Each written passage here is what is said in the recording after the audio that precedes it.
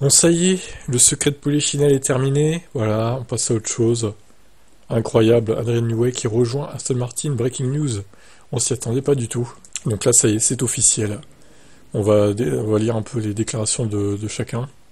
Adrian Newey a engagé son avenir à long terme auprès de l'équipe Aston Martin.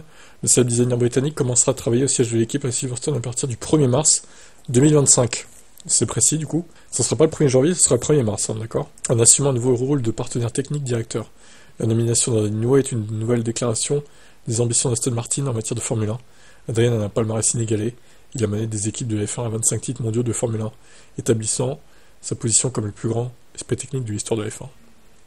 Bon, après, ça résume ce qui s'est passé. Nanana, il y avait des rumeurs sur Ferrari. Ouais, bon. Au final, ça s'est pas fait avec Ferrari. Voilà. Bah, il va chez Aston. De toute façon, ça me paraît logique parce que il a déjà travaillé avec eux, avec la Valkyrie. Donc, Et puis surtout, il offrait pas mal de pognon. L'ami Lawrence Stroll. On va pas se mentir, ça joue aussi, hein. Et le fait de rester en Grande-Bretagne, ça joue encore plus. Je suis ravi de rejoindre Aston Martin. A déclaré Newey, j'ai été énormément inspiré et impressionné par la passion et l'engagement que Lawrence Stroll apporte à tous ceux dans quoi il est impliqué. Lawrence s'est déterminé à créer une équipe qui batte tout le monde. Il est le seul propriétaire majoritaire d'une équipe à s'engager activement dans le sport. Son engagement se manifeste dans le développement du nouveau campus technologique AMR et la soufflerie de Silverstone, qui ne sont pas seulement à la pointe de la technologie, mais dont l'agencement crée un environnement idéal pour travailler. Avec des partenaires formidables comme Honda et Aramco, il dispose de tous les éléments clés d'infrastructure nécessaires pour faire d'Aston Martin une équipe championne du monde. Je suis très impatient de contribuer à atteindre cet objectif. Alors bon, il commence à travailler le 1er mars, mais on peut penser qu'il va donner quelques conseils avant ça à l'équipe, j'imagine. Des directions dans lesquelles aller pour 2026, le temps qu'il arrive officiellement, quoi. Ça veut pas dire qu'ils se parlent pas hein, avant le 1er mars, évidemment. Bon, voyons, pour finir, la déclaration de Lawrence Stroll. C'est une énorme nouvelle. Adrian est le meilleur au monde dans ce qu'il fait. Il est au sommet de son art. Je suis incroyablement fier qu'il rejoigne Aston Martin. C'est la plus grande histoire depuis que le nom Aston Martin est revenu dans le sport auto et une autre démonstration de notre ambition de construire une équipe de Formule 1 capable de se battre pour les championnats du monde. Dès qu'Adrian est devenu disponible, nous savions que nous devions concrétiser ce projet. Nos premières conversations ont confirmé qu'il y avait un désir commun de collaborer dans le cadre d'une opportunité unique. Adrian est un coureur et c'est l'une des personnes les plus compétitives que j'ai jamais rencontrées.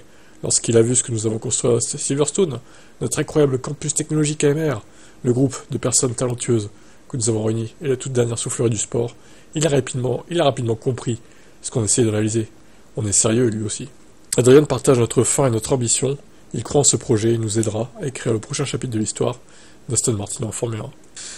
Voilà. Bon, voilà, les fans d'Alonso reprennent espoir sur de nouvelles victoires et pourquoi pas un titre pour le champion du monde, le double champion du monde.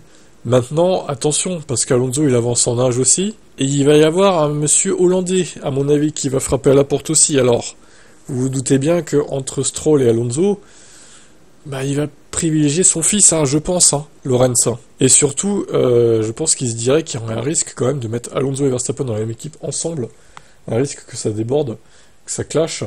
Donc, à mon avis, Alonso-Verstappen, ça serait beau sur le papier, hein. Bien sûr, on en rêve tous. Ça pourrait être très drôle, mais ça ne se fera pas, je pense pas, hein. Bon, pour l'instant, Max est toujours chez Red Bull, mais pour combien de temps? Parce que je répète, hein, ce que j'ai déjà dit dans une précédente vidéo, pour moi, Aston Martin, c'est en train de devenir la Red Bull verte, en fait. Ils font tout, en tout cas, pour que ça le devienne. Et ça passera sûrement par le recrutement de Verstappen, à moyen terme. Je vous laisse commenter ça. Ciao.